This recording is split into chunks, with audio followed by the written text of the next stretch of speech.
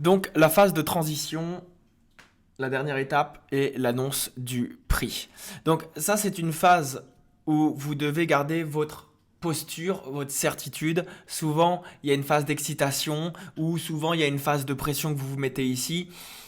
Oh, rappelez-vous, le closer finit ce qu'il commence.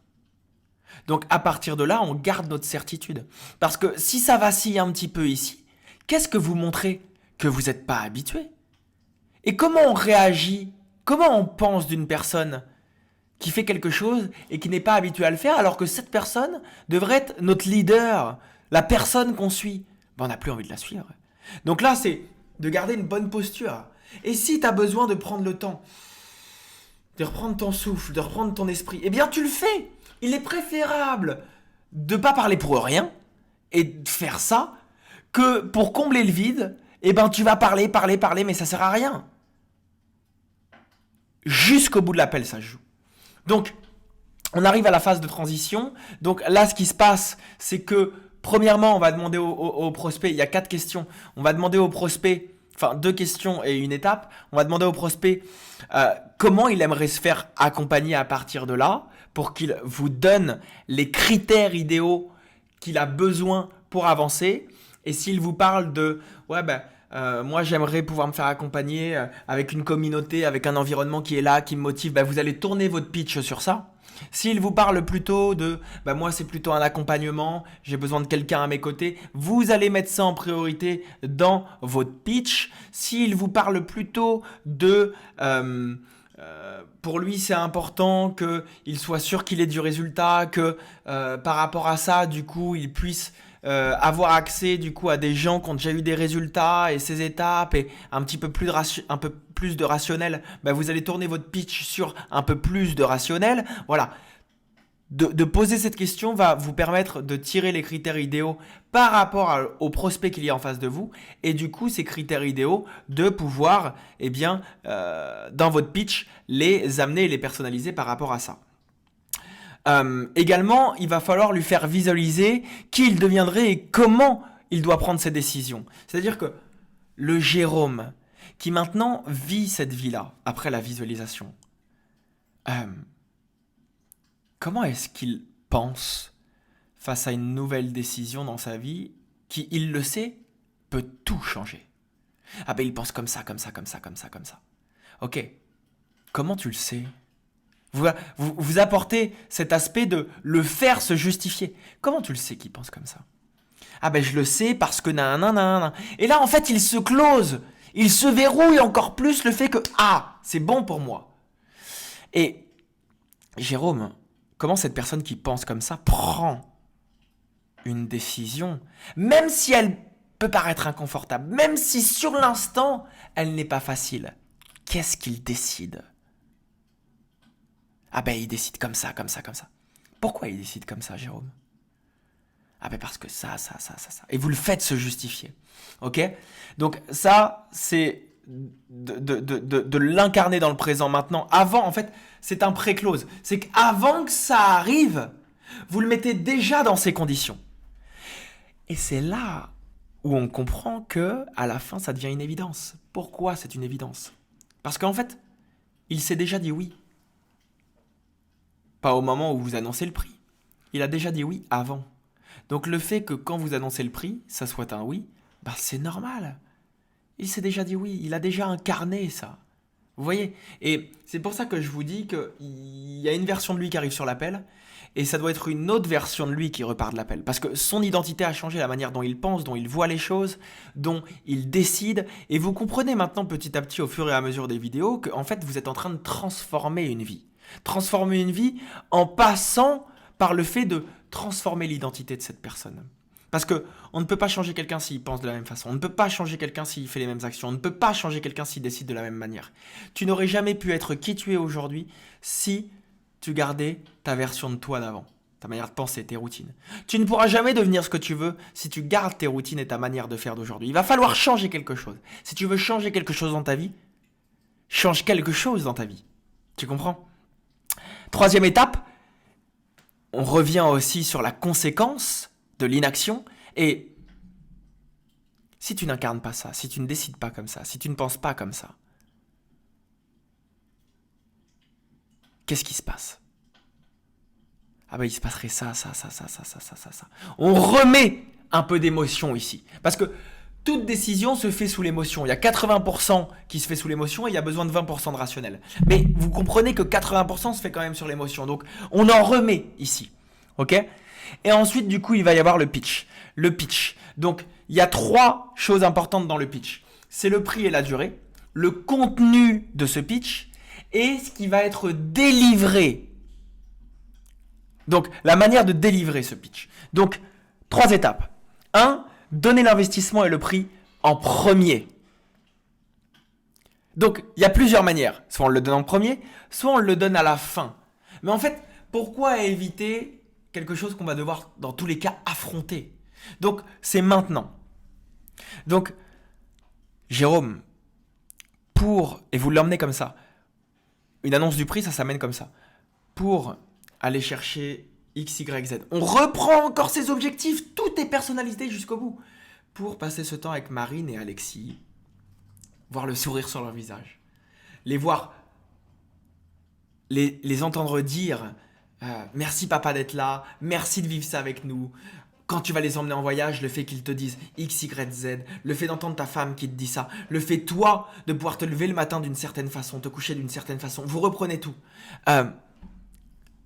Aujourd'hui, l'investissement pour ça, vous ne parlez pas de coûts, de prix, de choses comme ça. Ouais, le prix de la formation, c'est... Ouais, le coût de la formation... Non! L'investissement pour pouvoir réaliser tout ça, c'est 2 999 €. C'est 9 999 €. Et deuxième étape, on donne les éléments pour lier le besoin à la solution. Comme je vous ai dit, d'aller chercher X, Y, Z, blablabla. 3. Donnez simplement les détails techniques et délivrer. Ne passez pas 20-30 minutes sur le pitch. Il vous a donné ses critères idéaux. Si ces critères idéaux, c'est d'avoir une communauté solide, alors vous faites une présentation. Il est bien mieux de partager son écran. Vous partagez votre écran pendant le pitch parce que si c'est quelqu'un de visuel, il a besoin de voir. Puis au pire, si c'est même pas quelqu'un de visuel, vous partagez, ça amène plus de concret. Et il voit vraiment en se projetant ce que ça peut donner. Donc, ok, par rapport à tout ça, du coup, tu vas pouvoir rejoindre une communauté de gens motivés. Vous reprenez ce qu'il veut. Une communauté de gens motivés. Regarde, on va aller ensemble dans la communauté. Tu le vois, il y a des messages de motivation tous les groupes, tous les jours. Il y a des messages de soutien tous les jours. Il y a des coachings qu'on a ensemble le lundi, le jeudi pour aller chercher X, Y, Z et que tu arrives enfin à ce niveau de rémunération pour que dans 3 mois, on arrive à telle situation et on reprend ses objectifs. Donc voilà, il faut vraiment que tu le fasses en fonction de ces critères idéaux. Maintenant, si l'annonce du prix, tu sens que toi, par rapport à ton service, elle matche mieux à la fin, alors tu délivres le contenu, tu montres ce qu'il y a dedans, et puis ensuite, tu pitches le prix. Et puis ce qui se passe, c'est qu'après ça, vous ne demandez pas « qu'est-ce que t'en penses ?» Non, évidemment, pour tout le monde, ça va être un sacré prix. Pour tout le monde, ça va être un budget. Donc si tu lui demandes qu'est-ce que t'en penses, il va direct te poser... sa réflexion sera ouais mais c'est quand même cher, ouais mais c'est quand même ceci. Non, pourquoi tu lui demandes ça? Tu concentres son esprit sur les choses que tu ne veux pas. Donc après, une fois que tu as fini ton pitch et que tu as dit le prix, ça y est, tu as déjà fait le travail en amont. Pourquoi tu cherches à avoir plus? Tu vas directement sur le fait de est-ce qu'on y va ensemble? Qu'est-ce que tu veux qu'on fasse à partir de là? Tu vois, c'est toujours une histoire de certitude, jusqu'au bout. C'est quoi la suite logique après tout ce que je t'ai dit? Et là, c'est soit un oui, soit un non. Mais je n'ai jamais eu quelqu'un en 5 ans de carrière qui m'a dit « Ouais, vas-y, let's go !» Non, c'est toujours inconfortable pour les gens. Donc, souvent, ils vous diront soit « Ouais, bon, on y va. » Tu n'acceptes pas ça. Parce qu'il y a plusieurs façons d'attendre un go, un on y va. Non. Si il y a le moindre doute sur l'énergie dans laquelle il le dit, vous appuyez dessus. Parce que sinon, ça va être un remboursement dans 2 jours. Donc, attends, Jérôme. Est-ce qu'on y va franchement ou on y va? Bah non, mais c'est parce que... Ou alors, non, ok, c'est un go, j'y vais. Voilà. Et il y a différentes manières de dire un oui. Selon la manière dont il le dit, il faut revenir dessus. Nous, ce qu'on veut, c'est un oui, je me choisis. Oui, c'est un go. C'est pas un ouais, ok, on y va. Non. Vous le reprenez là-dessus. Écoute, je veux que là, quand tu me dises oui, tu te rappelles tout à l'heure quand tu me disais, ce Jérôme, il incarne ses pensées, il incarne ses décisions. Et maintenant, quelle énergie il incarne quand il prend cette décision? Montre-moi ce qu'il fait. Montre-moi comment il dit. Montre-moi comment il se choisit. Ah ben c'est comme ça. Ok? Et si il y a des petits points d'accroche, donc des objections, et on en vient, c'est que, je préfère y réfléchir, je préfère prendre le temps. Déjà, ton attitude par rapport à ça. Ok, c'est ok, Jérôme. C'est normal. Je comprends que tu veux prendre le temps. C'est une décision cruciale qui va quand même pouvoir changer les choses dans ta vie, c'est-à-dire passer plus de temps. Et on reprend toujours. Donc j'imagine que c'est une décision importante pour toi. Quand tu me dis que tu veux y réfléchir, il y a plusieurs possibilités ici. C'est que la plupart des gens qui me disent ça sur les appels, c'est une façon gentille de me dire non. Est-ce que c'est ton cas? Comme ça, on enlève toute supposition de ah ben en fait c'est peut-être un non. Non. Est-ce que c'est une peur qui se cache derrière? Je vous l'ai dit, il y a deux objections, peur ou logistique. Si c'est ça, c'est forcément de la peur. On a tout traité avant. Donc, non, je veux le faire, mais tu sais, et là tu vas chercher la vraie vérité. Mais tu sais, euh, c'est quand même un coup, faut que j'en parle à ma femme, faut que ceci, faut que cela. Ok, donc en fait c'est pas qu'il veut y réfléchir, c'est que c'est un coup. Ou c'est qu'il veut en parler à sa femme. Ok, très bien, et je comprends que ça peut être un coup. Si maintenant on enlève l'aspect argent et que c'est 0 € là, ce qu'on va faire ensemble, est-ce que tu le fais? Ah bah oui, je le fais. Comme ça, on se concentre vraiment à savoir si c'est vraiment l'argent. Et s'il te dit, ouais mais non, j'en parlerai quand même à ma femme. On sait que du coup, c'est la femme. Vous comprenez? C'est toujours cette vérité derrière ce qu'il vous dit à aller chercher. Parce que souvent, les premières choses qu'il vous dit, c'est pas ça. C'est une protection. Ne vous fiez pas à ce qu'il vous dit en premier lieu. Allez chercher ce qu'il vous dit pas derrière ce qu'il dit. Et souvent, la plupart des closers, ils s'arrêtent à bon bah ok, tu veux réfléchir et ils vont pas chercher plus loin. Il y a quelque chose derrière. Et là, faut être fort, faut être puissant, parce que sinon, bah on le laisse partir. Et du coup, on transforme pas sa vie. Et tout le travail qu'on a fait, il a servi à rien. Parce que 90% du temps, tu iras laisser réfléchir les gens. Ils ne le feront pas. Tu sais pourquoi? Parce que, hey, là, tu as incarné avec lui son potentiel. Tu lui as fait acheter ce potentiel sans acheter toutes ses limites. Mais tu crois que quand il va retourner dans son quotidien, là où il a toujours vécu, voir ce qu'il a toujours vu, parler des mêmes sujets qu'il a toujours parlé, tu crois qu'il réatteindra ce niveau? Tu crois qu'il continuera à toucher du bout du doigt cette version que vous avez touchée ensemble sur l'appel? Jamais. Sinon, encore une fois, sa situation aurait déjà bougé. Donc, au moment où tu l'as, tu te combats. Et la plupart du temps, dans ce moment de l'appel, c'est pas un combat contre le prospect, c'est un combat contre toi-même. Parce que là, c'est ta peur, c'est ton audace, c'est ta volonté d'aider les gens qui est mise au challenge. Et si ta volonté, c'est de gagner ton cash, c'est de faire cette vente plus que d'aider cette personne et de transformer cette personne, c'est sûr que tu vas abandonner trop vite. Parce que la raison est beaucoup trop faible. Donc le vrai combat que tu as à mener, c'est envers toi-même. Tes croyances, tes limites à ce moment-là. Encore une fois, on est détaché. Ce qu'on veut à tout prix, c'est comprendre. C'est comprendre. Pourquoi est-ce qu'il nous dit ça? Qu'est-ce qu'il y a derrière ça? Il n'y a que deux objections, peur, logistique. C'est quelle peur qui se cache derrière ça? Donc on va chercher. Quand tu me dis que tu dois en parler à ta femme, c'est normal. Moi aussi, je suis pour la paix des ménages. Et qu'on parle en couple, qu'on ait de la communication, c'est normal. Vous voyez, c'est que déjà avant tout, on va pas poser question sur question, non. C'est normal, je comprends, c'est évident. Parce que, tu sais, quand on vient à prendre une nouvelle décision et qu'en plus on est en couple, ben forcément, ça va toucher aussi notre partenaire. Ok? Qu'est-ce que tu as besoin d'entendre? Qu'est-ce que tu as besoin de tirer à la suite de cette communication que tu auras avec elle? Ah ben j'ai besoin d'entendre qu'elle me suit, j'ai besoin d'entendre que c'est bon pour elle, j'ai besoin de m'entendre qu'on peut financièrement se permettre ça. Ok,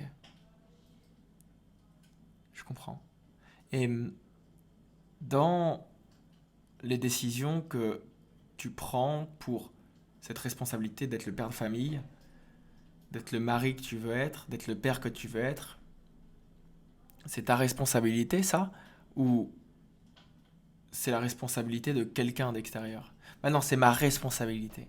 Ok. Et du coup, pourquoi tu le sais que c'est ta responsabilité? Bah je le sais parce que ceci, cela, cela. En fait, on en revient à... Tu ne peux pas ajouter une nouvelle croyance sur une croyance déjà existante.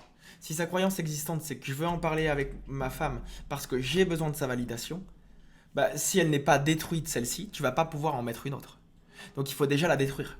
Ok, mais pourquoi tu le sais que tu as besoin de prendre ses responsabilités, que ça doit venir de toi? Mais parce que ça.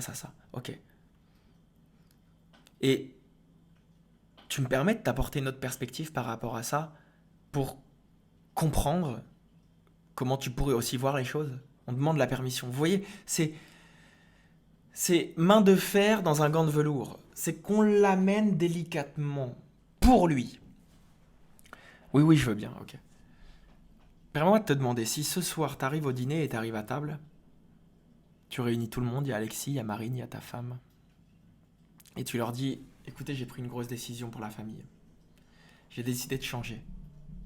Alexis, Marine, dans les 3 prochains mois, papa va s'engager pour qu'il puisse vous amener à vos activités, pour qu'il puisse manger avec vous, et je vous en fais la promesse. Ma femme, on va s'offrir le voyage qu'on a tant voulu faire. Pour ça, j'ai pris une décision cruciale. C'est que je me suis lancé pour changer les choses par rapport à ça. Donc, faites-moi confiance, les choses vont bouger dans très peu de temps. Si tu viens à table et que tu dis ça, tu penses que ta femme, elle va dire quoi? Ah bah peut-être qu'elle va dire, là du coup, tu vas peut-être avoir le fait de... Ah bah peut-être elle va dire que... qu'est-ce que t'as fait? Combien d'argent? Ouais, ok. Et imagine, elle te dit, bravo, j'attendais que ça, que tu fasses ça. Tu as déjà pensé à ça? Ah non. Ok. Et imagine, ça se passe comme ça. T'aurais bien fait de le faire. Oui. Comment tu le sais que t'aurais bien fait de le faire si ça se passe comme ça? Bah parce que c'est tout ce que j'ai toujours attendu. Ok. Et vous voyez comment vous traitez les choses petit à petit, c'est toujours une histoire de compréhension. Et encore une fois, comme dans la phase de douleur, d'amener sur une autre perspective. Et on amène sur une autre perspective en comprenant la croyance qui le bloque, en déconstruisant cette croyance qui le bloque, et en offrant une nouvelle perspective pour une nouvelle croyance qui va l'amener à pouvoir prendre le bon choix. Et encore une fois, c'est lui tout seul qui se close. Vous l'amenez à prendre la décision par lui-même. Vous lui laissez croire que l'idée d'agir vient de lui, alors que tu l'accompagnes bien évidemment à ça. Mais ça doit jamais sortir de ta bouche. Arrête de te justifier dans ces moments-là. Arrête de blablater pour rien. Arrête de parler à sa place. Ça doit sortir de sa bouche. Et là, les questions doivent être très pertinentes. Et dans ces moments-là, on traite les choses avec beaucoup de légèreté. On se met pas en haut, au maximum au niveau d'énergie. Non, c'est quelque chose d'important, donc on traite avec beaucoup de légèreté. Vous avez vu l'énergie que j'ai mis? C'est exactement pareil. Ok? Donc on ira plus en profondeur par rapport au script à ce sujet-là, mais vous avez déjà le nectar de comment vous devez fonctionner.